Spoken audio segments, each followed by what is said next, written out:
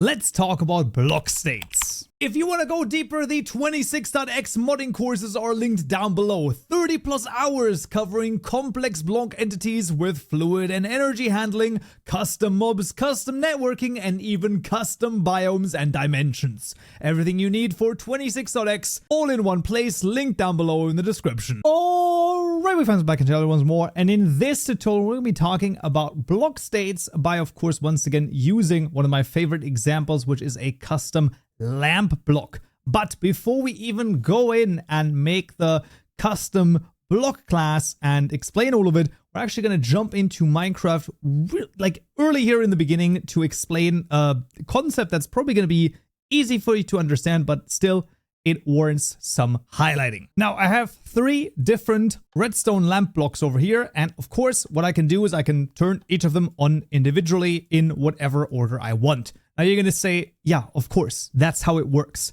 Okay, that's all fine and well, but let's say we go to IntelliJ and we type in blocks over here after pressing shift twice, and we take a look at the blocks class. If I look for the redstone lamp block right here, this right here exists exactly once. So there is only ever one singular block that's being created that's called the redstone lamp. Now, it's pretty obvious that that's not correct, because these 3 over here, they were completely independent of each other. That's because the block class, this is not 100% correct, but this is a sort of like an idea of how you can think about it. The block class that we're creating over here, you can think of this more as the block type, quote unquote. This is a huge quotes over here, so I just want you to realize that this is not actually exactly what that means, but you can think of this as like, this is defining what the block is, like the block behavior properties, right? What the light level is, as you can see right here, the strength and all of that craziness. But the actual instances of each of the different blocks over here, these are block states. So inside of the world, every block inside of the world is actually called a block state. That's just what the name is. And those are similar to if we have 2 different swords or 3 different diamond swords over here, right? If I were to hit the horse over here with the first one, you can see that this has taken durability damage, but those 2 haven't. Once again, you're going to say, yeah, that's, you just implicitly immediately know, yeah, because those are different types of swords. Yes, but once again, there exists only one diamond sword like item that is being created in Minecraft. Right, so these are different stacks, right? So this is where the difference comes in with different item stacks. So these are item stacks and these are block states. I just wanted to sort of start with this, and that's the foundational knowledge to understand, okay, those are 2 different things. So from a block, we create a block state, and the block state is the individual instance of a block inside of the world. And now that we have that, instead of just knowing this implicitly, you now know it explicitly. That's why I wanted to mention this. You're going to say this is very obvious, yes, but sometimes you know things implicitly. But if I were to ask you, or if I would have asked you beforehand, you would have been like, I don't know how that exactly works. But now hopefully you sort of know that this is a block state, and the block states, and this is the cool thing, they can have different properties. And now here comes the cool thing, where we're going to create another new custom block class, which in this case is going to be the Azurite lamp block here in this case. There we go. And this is going to extend from the block class, making sure we choose the one from Minecraft, of course. Hover over this, create constructor matching super. And now here comes the cool thing. And that is that a block in this case can have block state properties. So this is going to be a public static final Boolean property. There's a Boolean property over here, as you can see, from block state properties. And then this is going to be called clicked here in this case. And this is going to be equal to the Boolean property that create. I'm going to call this clicked. So in order to properly use this, we need to do one very important thing. So a Boolean property, like I said, in this case, means that this particular property is going to be an individual property added to each different block state. That means that every single Azurite lamp block state that exists in the world is going to have its own individual Boolean property called clicked over here, and each of them work completely independent of each other. And to do that, you have to get the create block state definition method overwritten. Extremely important.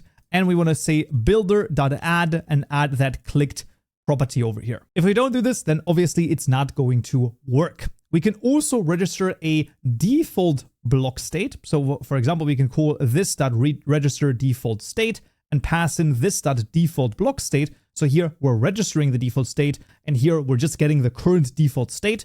And we're going to say, hey, the new default state should be setting the value of clicked to false. No, of clicked over here to false. There we go. And that is going to mean that every time we set down the Azurite lamp block, it is going to start with false over here for clicked, meaning that, well, in our case, it's not going to actually shed light. And we, of course, also need a way to change the clicked property. And to do that, we're going to call the we're going to override the use without item method, where here we're going to return an interaction result of success. That's exactly right. And then let's just do something like this. There we go. And then here we're going to say, hey, if the level dot is client side, and we're going to negate this. So once again, make sure to add the exclamation mark. Very easy to miss that one. And I believe what we can do is we can cycle, right? Yeah, exactly. So we can say state.cycle and then simply cycle through the clicked property over here. And this is just going to, or basically cycle through all of the different possible values this has. Now, why is this going to work? Well, it's going to work because this only has 2 values. So it's going to, if it's true, it's going to turn to false. If it's false, it's going to turn to true. So either of those just work. So that's going to be a super simple method here in this case. And that is going to allow us to right click this lamp block and turn it on and off base. Here, I highly recommend you can, for example, also take a look at the lamp block. Let's just look at the lamp block. Redstone lamp block. You can see that one is called the lit property, but the idea is the same, right? So this is the lit property here. In this case, it depends on the redstone, of course. So it's going to look whether or not there's redstone next to it. But there are some other ones with other properties as well. You can also theoretically check out where the Boolean property is used. And see crafter block over here, chain block. There's quite a few of them, and they can get quite complicated as well. So let's say, for example, I don't even know what would be an interesting one. I think the wall block. Yeah, so the wall block, for example, has like different enum properties over here. It has a Boolean property. So they can get quite complicated. Generally speaking, Boolean properties are really for extremely simple sort of things like the Booleans, like maybe an age, right? So if we look at the crop block, for example, over here, that has an age property, an integer property for the age of the crop, right? How grown is it? That's basically done with a integer property here in this case as well. Right, let's jump into the modblocks class and actually register the block over here. I'm just gonna get the Azurite wall. That's gonna be fine. This is the Azurite lamp, and this is the Azurite lamp, and this is going to be a Azurite lamp block in this case with a 2 strength, requires 2. That's fine. But here we also want to override the light level, which takes a 2 int function of block state. Sounds super complicated. The idea is just that you get a state and you return an integer. So in this case, for example, we could just do state 15. That means that this particular lamp, when we set it down, the block state is always going to basically output a light level of 15. That's actually not what we want. We want to check the state. So we want to say state.getValue. We're going to say Azurite lamp dot clicked. And if that is true, so if the value of the clicked for that specific block state is true, then we put in 15. If it is not, then we put out a 0. And that's also incidentally how you can add a light level. Super freaking straightforward here in this case. And there we have it. Now that the Azurite lamp is registered, let's go through, the rigmarole that we need to do one way or another, which is going to be the lamp over here. This is going to be adding to the creative mode tab. When it comes to data gen, of course, here we get into some interesting things. The loot table, in this case, we can just drop itself because we actually wanted to drop itself whether or not it's on or off. So that does not even matter that much. It's gonna be fine. Block tags, we can just add it to this one right here. So basically we're gonna add it to the mineable with pickaxe because we have defined it as needing the correct tool. The rest can pretty much stay the same. And then we get to the model, and this is where we need some custom stuff, because in this case, we're going to define something where we have like an on and off switch, so we need to think about how that actually looks like. The general idea is that this is going to use the block models.blockstate output. This is going to output a block state JSON file, and this is going to be accepting the following: a multivariate. So this is a multivariant generator.dispatch for what block? This is for modblocks.azuritelamp.get. And then here we're going to say this is going to happen with the following. So I'm going to say dot with, and this is going to be for block model generators using the class over here, block model generators dot create boolean model dispatch with the Azurite lamp block dot clicked. And then after the clicked over here, we need to provide it two different variants. This is going to be block model generators plain variant, and then super easy, we can basically say block models dot create suffixed variant. This is for the on variant, so that's why we have to create this suffix variant, because we want to add the underscore on the name here. The basic name is going to be for the block of the lamp.get, and then the suffix is just underscore on. The model template is going to be model templates.cube all, and then the texture mapping of texture mapping cube as well. So this is the on variant. This is cube. Thank you very much. There we go. After the second closing parentheses, a comma, and then here we do another plain variant. I'm going to explain this in a little bit more detail in just a second once we've written this out. Of course, as per usual, all of the code is also available to you down below, so you can always check it there as well. Cube.create, and here we're going to create modblocks.azuritelamp.get, and the second one is the block models.model output, and that is it. So you can see this is the whole shebang right here. If you were to, for example, go into the dispatch over here and then look at where it is used, and we go into the block model generators, I think if we would look at the redstone lamp, create redstone lamp, look at this, boom. This is basically doing exactly the same thing. So this is, yeah, it's like, I mean, it's actually crazy how much it's doing the exact same thing. Here, of course, once again, it is hard coding the redstone lamp, so we can't really use that one. In theory, you could copy this one over, change the blocks.redstone lamp with a parameter, and that would also theoretically work in the exact same way. We've just done it all in line. If you have 18 different lamp blocks, then I would recommend you go about and actually make a method out of this. If you just have one, or just for our purposes here, it's going to be fine. But yeah, basically, we're going to create a Blockstate JSON file for the Azurite lamp with a specific multivariant. So when we think back to how the Blockstate JSON files look like, right? Those have variants. Usually there's no variants, right, for a normal block. But if we have a complicated block, then we remember, there's multiple variants that point to different models, right? And in this case, we actually want to do exactly that. We want to create a variant based upon the clicked Blockstate property in our lamp block that we've defined. And if that is true, then we're going to point to the underscore on model JSON file, which we're also going to create with this plain variant over here. And then the off one is just named normally after the Azurite lamp. That's the idea of this whole craziness that we're creating over here. We'll see the JSON files in a second as well, once they are actually made, and there we go. And that's actually all we need in this case. Let's go and add the translation, and then the two textures, because of course we want to change the texture. That's literally why we've done the change in the models over here. So those are two Azurite lamp and the Azurite lamp underscore on texture. You can see there's only slight change, but the idea still remains the same. That is a different texture.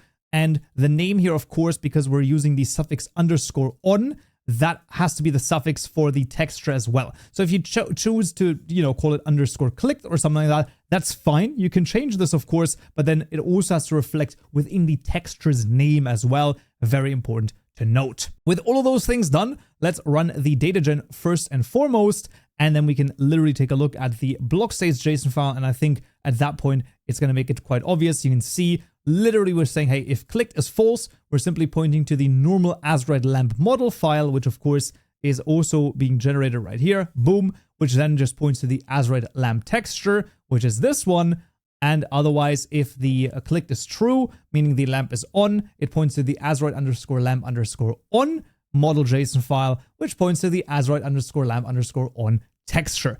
It all makes sense. This is how it's all connected. And there we go. Of course, as soon as you get into more complicated sort of Boolean properties and you have like 3 different ones and all that, then making the block model, you know, the dispatch over here with the generator, this can get quite complicated. I will readily admit that. So anything that's more complicated, I highly recommend you always take a look at, first of all, vanilla to basically see if there's any corollary to what you're trying to create.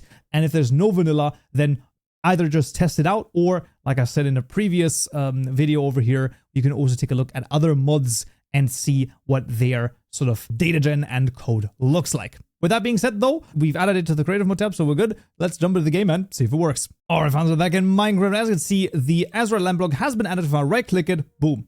Then we can see actually not a single thing. Now, why might this be? I think I might have messed up with the cycle. Oh, right. So while cycle is correct, in order to use cycle, we are actually getting the property back. So we actually still have to set the block and update, of course. So I don't know what I was thinking. There we go. Maybe a long day is at work over here. That's kind of crazy. But yeah, obviously we still have to set the new state inside of the world. We can't just say, oh, this state should cycle.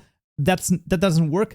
And I can tell you why, because the state doesn't know anything about the world, right? So the state itself is like nothing, right? It just is like, oh, I'm the state. The world, however, or the level in this case, the level that determines where things are placed. So of course we have to tell the level, hey, you have to set a particular block state at this position. So we tell it the same position that this particular block state is at, and then we're cycling through that state's clicked property. And setting this properly and updating over here, then all of a sudden it works when I right click it. Look at that. It's almost like magic. But yeah, here you can clearly see that if I right click it, right, these are now, you know, clicked true and this is false, and I can do them individually. And not only does the texture change, but they also shed light, which is exactly what you want. And it works pretty much the exact same way under the hood that like the redstone lamps, just that in this case, they don't require redstone. They just require me to right click. And yet this is persistent, right? So it's the same way. It gets automatically saved and all of that. It's like synchronized via the server and all of that craziness. All of that stuff automatically works totally fine. And there we have it. So now you have a difference between what is a block and a block state. And also we've added block state properties, which for some blocks can be pretty useful to save some data. Now it shouldn't be anything too dynamic. If as soon as you get to have to do something like, you know, every so often there's like a tick and things like that, and you want to save, let's say any complex data, let's say for example, you want to save some items, well then we move into way more complicated territory where we're going to talk about block entities instead of just block state properties. But for booleans, integers, things like that, the block states are pretty much what you want to do. And there we go. That is block states and block state properties explained, hopefully well enough. And there we have it. That's going to be it for this tutorial right here. Don't forget that you can get 2 weeks early access when you join as a Stonebricks member on YouTube. And that's going to unlock this video right here immediately, where we're going to talk about data components. Until then, so yeah.